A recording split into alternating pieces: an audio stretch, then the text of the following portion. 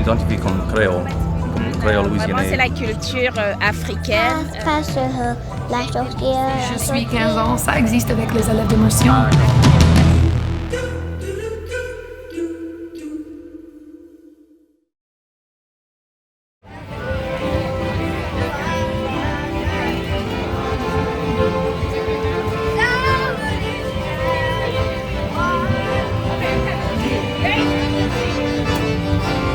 Bienvenue sur Télélusienne. On est au Festival acadien créole pour parler en français louisianais et en créole louisianais. Maintenant, nous sommes avec Maggie Perkins du Codophile. Bienvenue.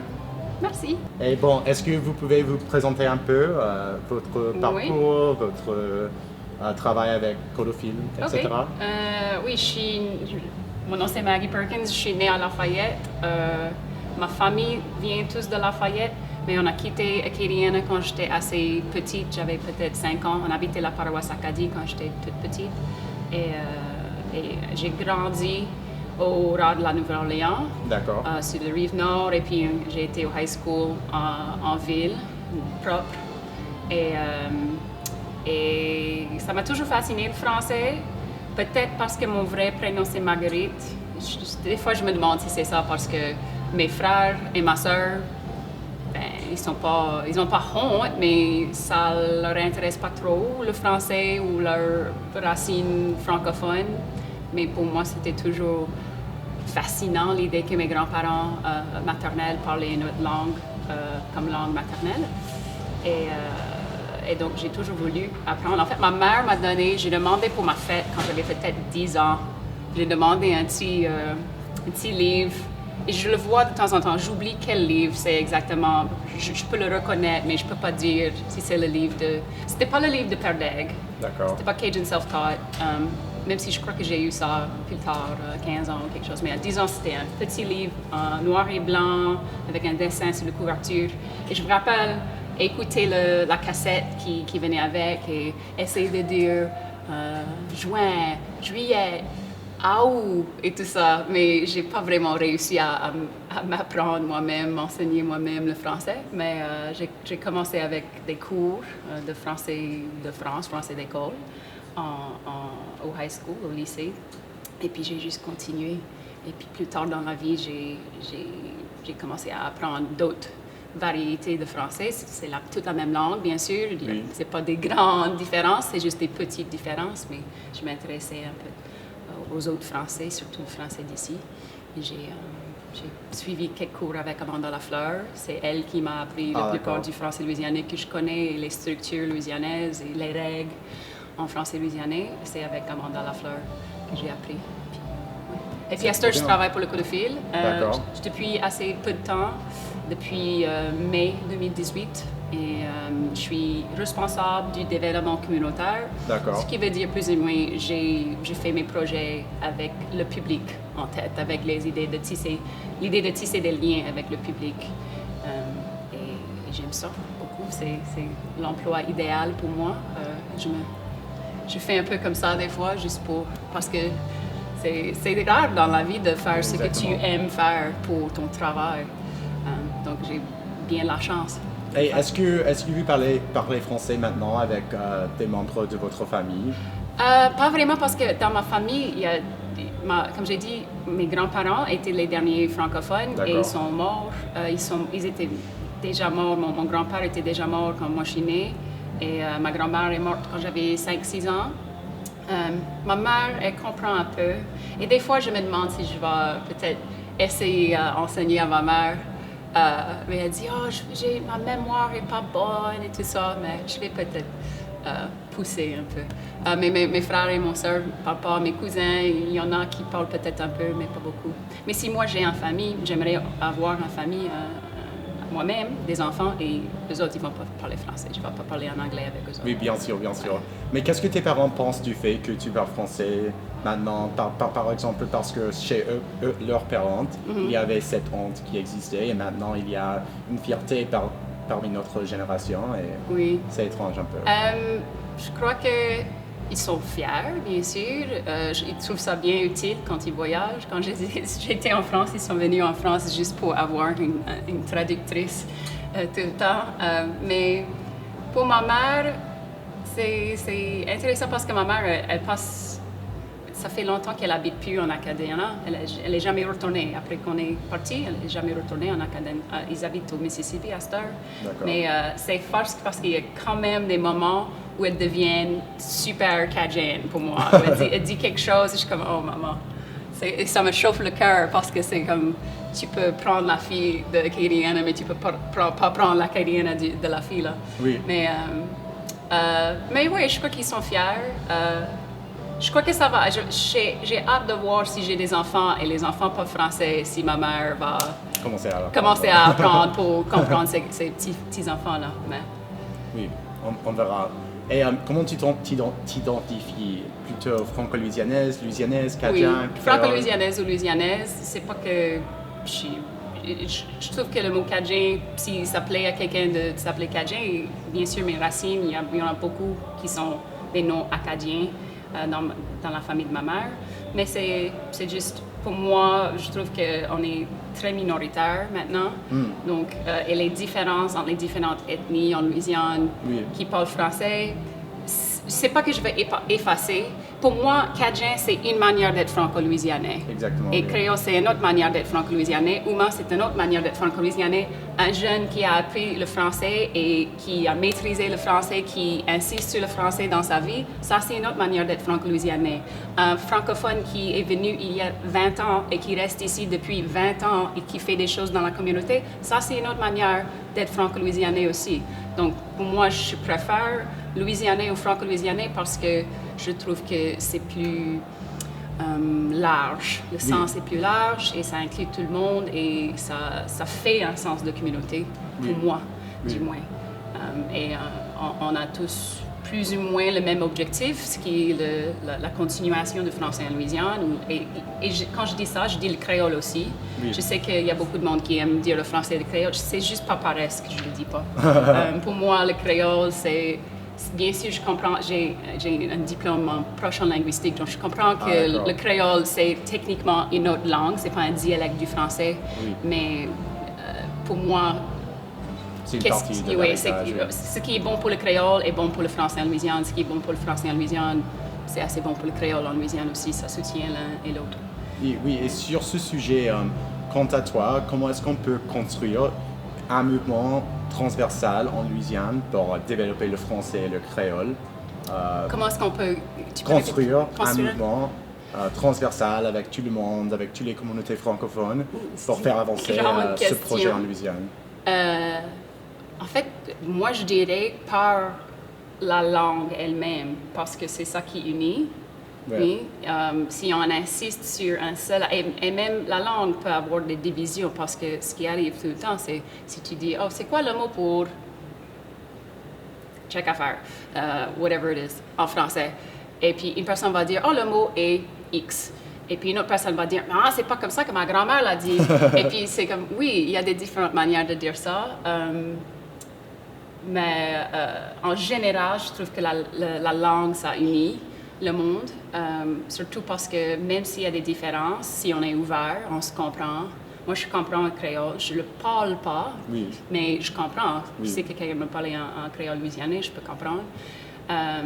Et je trouve que si on insiste un peu sur la langue et pas les noms de famille, et peut-être c'est juste parce que mon nom de famille c'est Perkins, donc je ne suis pas dans le club si ça c'est le requis. Mais si on insiste sur quelque chose qu'on partage tous et qui fait un peu le rein-chier, le backbone de la culture, que ça va aider avec les autres aspects aussi, ça va aider avec la musique en français, la musique, disons, traditionnelle, et ça va aider avec tout pour moi. Oui. Peut-être c'est juste mon point de vue, mais d'insister sur des choses qu'on partage, comme la langue. Et quels sont quelques projets francophones, quelques organisations francophones que tu trouves très très intéressantes, qui donnent beaucoup de l'espoir pour l'avenir? Les individus me donnent beaucoup d'espoir. Récemment, je trouve que j'ai rencontré beaucoup de monde qui parle français et qui commence à apprendre le français, mais qui insistent sur le français quand même. Pour moi, la première fois que j'ai commencé à rencontrer cette qualité de monde, ça m'a bouleversée parce que pour moi, je sais que peut-être c'était parce que j'avais 14 ans quand j'ai commencé, mais les gens de 14 ans ne sont pas toujours les plus confiants, là. Mais moi, ça m'a pris tellement longtemps de commencer à parler en public, de me lancer dedans. J'ai pris beaucoup de temps à apprendre les petites règles grammaticales et tout ça. Et j'ai rencontré un tas de monde récemment qui est toujours au niveau débutant, fin débutant, début d'intermédiaire, linguistiquement, mais ils veulent parler français, ils veulent pratiquer en public, ils veulent commencer la conversation en français.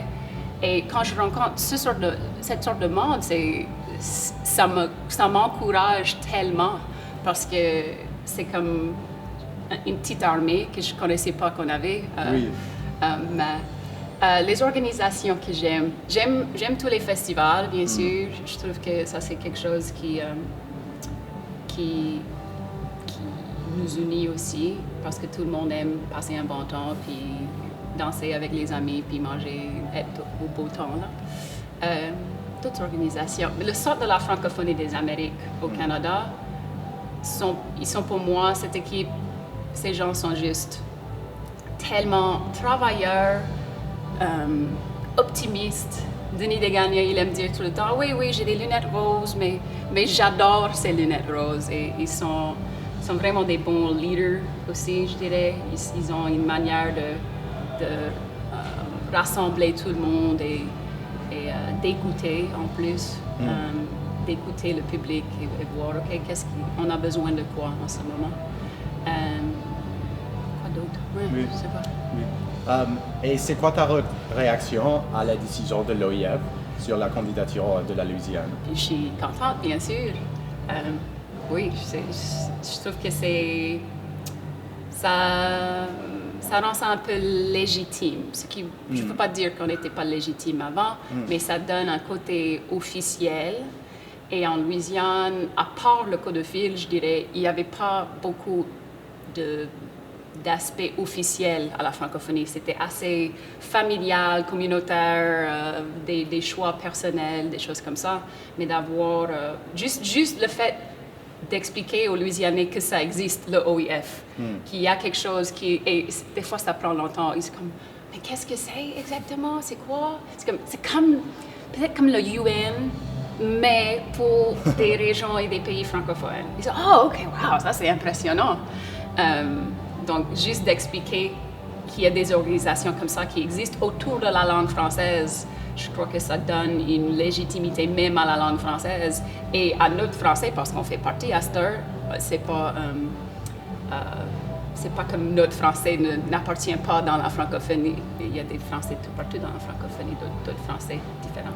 Et est-ce qu'il y a quelque chose dans ton travail à Codophile que la majorité des gens en Louisiane ne comprennent pas, ne connaissent pas? Et est-ce qu'il y a quelque chose que tu voudrais faire savoir aux gens sur ton travail à Codophile? C'est un projet qui n'est pas encore monté, mais ça doit être bientôt qu'on se lance premièrement. Mais ça s'appelle l'initiative Oui, et ça s'appelait avant Franco-responsable ou French Friendly. Et on essaie d'avoir un catalogue de toutes les entreprises en Louisiane où tu peux avoir un service en français. Soit il y a des employés qui parlent français, comme un restaurant qui a un serveur, des serveuses qui parlent français, ou s'il y a une carte en français, des choses écrites en français. Donc, j'aimerais, c'est un peu énorme, parce que souvent c'est le service industry, c'est l'industrie de services où ça change tout le temps, donc c'est difficile de garder tout ça à jour. Mais si quelqu'un, même si quelqu'un a un travail et il parle français, ben, ça peut m'envoyer un courriel et dire ajoutez mon entreprise à la liste parce que moi je travaille là-bas et moi je parle français, donc je peux parler à la clientèle en français ou aux gens qui visitent en français.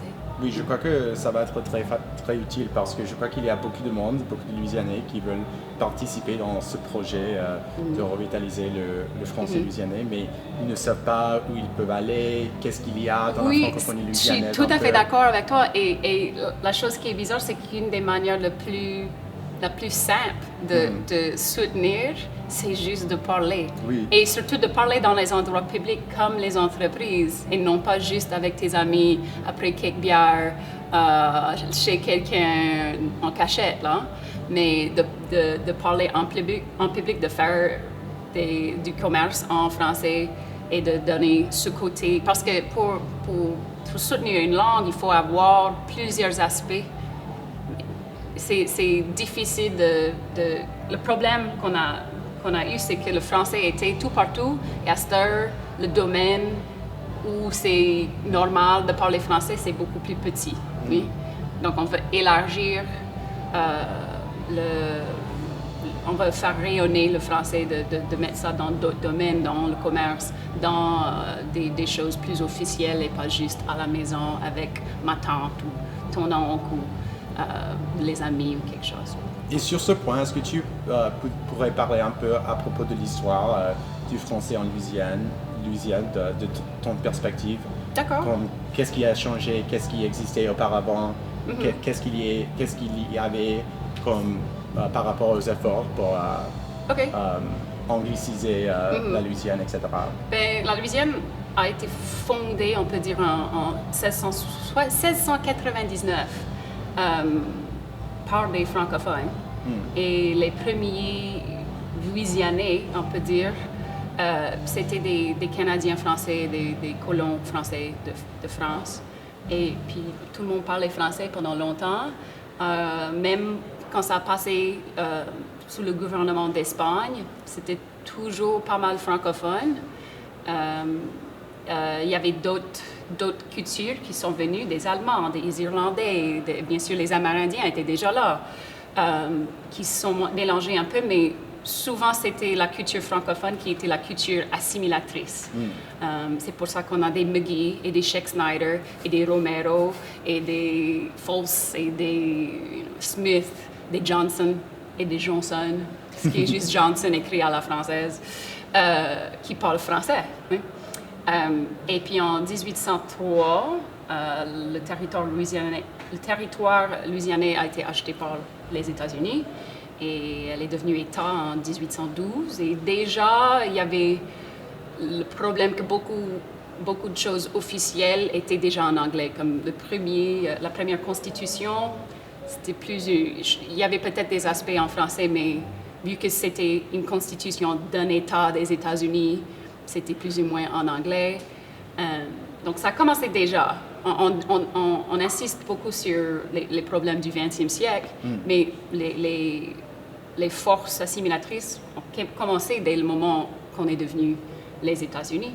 Mais le français était bien vivant, pas de gros problèmes avant le 20e siècle, où on a une sorte de mélange de forces économiques, sociales, éducation, des choses du gouvernement, où on n'avait plus le droit de parler une autre langue que l'anglais à l'école.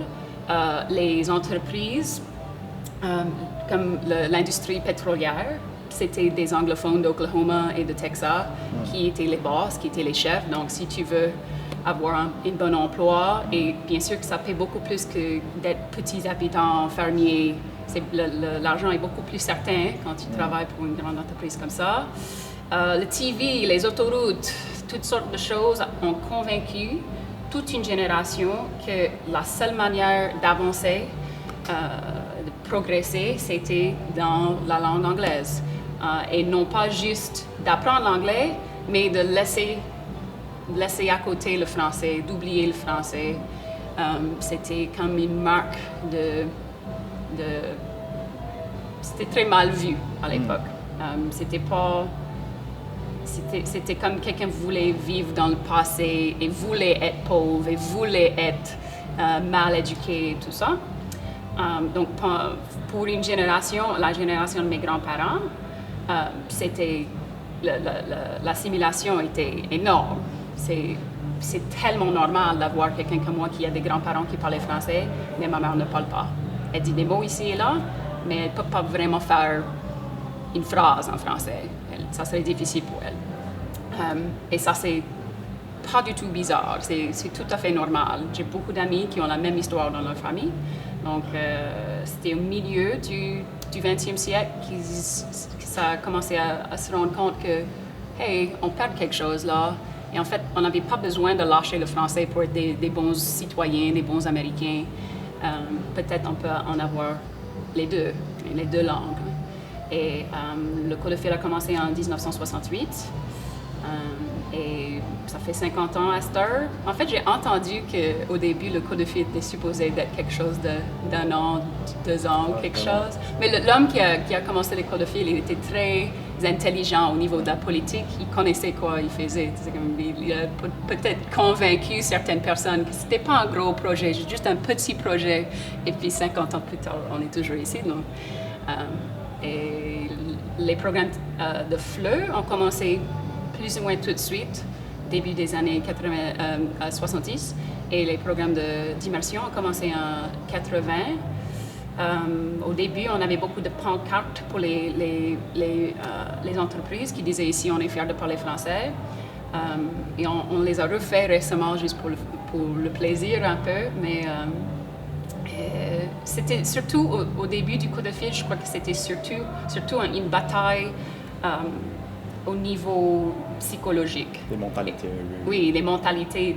Parce que des choses comme ça, c'est pas simple à changer les courants. C'est quelque chose qui est psychologique, c'est comme un traumatisme. Et c'est pas, si quelqu'un a subi un traumatisme, tu vas pas dire « Hey, buck up, come on, on y va, laisse tout ça, on va passer à autre chose. » Non, il faut avoir des thérapies et tout ça. Et je trouve qu'on avait subi un traumatisme culturel et on voit toujours des petits effets ici et là. Quand j'ai des amis qui disent « Oh man, je veux tellement, ils me disent en anglais, je veux tellement apprendre le français, j'ai l'impression qu'il y a un manque dans ma vie, il manque quelque chose. » Et quand ils apprennent le français et c'est comme... Pour moi, c'était comme ça. C'est comme quelque chose, je sais pas, c'est comme tu as perdu quelque chose, tu l'as retrouvé, même si c'était pas le mien à l'époque, c'était mes grands-parents peut-être qui ont perdu, mais ça a un effet affectif, et par affectif, je veux dire les émotions, là, qui est difficile à décrire. Et je trouve que ça, c'est aussi lié à cette idée de traumatisme culturel, mais à cette heure, il y a beaucoup de jeunes qui apprennent le français à l'école. Ils apprennent le français à l'école et d'autres qui veulent apprendre. Des personnes de tous les âges qui veulent apprendre le français, ça m'encourage beaucoup. On a des différents projets, on a beaucoup de soutien au niveau de la législature. On a eu un petit souci il y a peut-être 6 ans où le budget a été beaucoup coupé. Bien sûr, ce n'est pas un énorme budget qu'on a, mais je trouve qu'au niveau d'attitude, le monde nous soutient et ça c'est incroyable. J'apprécie, je suis beaucoup reconnaissante pour ça. Est-ce que tu penses que c'est possible de généraliser les écoles d'immersion, d'avoir plus d'écoles d'immersion dans le futur?